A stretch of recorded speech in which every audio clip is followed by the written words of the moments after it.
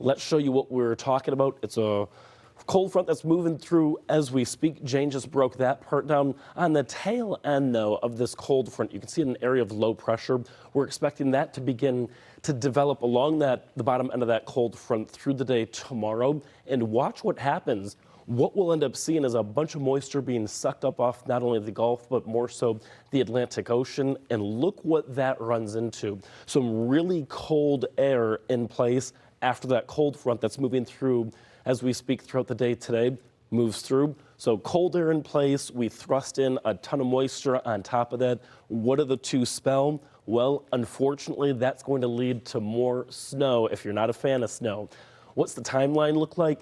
What we're thinking is that snow really starts up first thing tomorrow, and look what happens by the 5 o'clock hour tomorrow. Not only could we see some snow, depending on how close this low actually tracks to parts of New England, but we also will see perhaps a slight bit of a mix that for places like the Jersey Shore, you can see that right here, perhaps even parts of Long Island.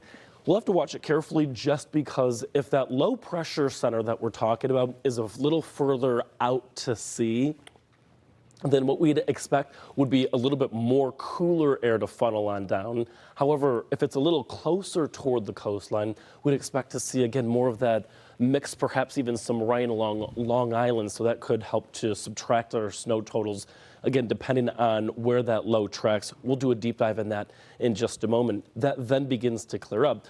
In the wake of it all, winter storm watch is basically posted from Bangor, Maine, all the way down through the city of brotherly love and really just west of I-95. So I-95 itself, perhaps not under that warning, or I should say that watch, but just west of town, certainly seeing that. And that's where we'll pick up on more of those snow totals, 5 to 8 inches west of New York, west of Boston, west of Portland as we head through, through the weekend.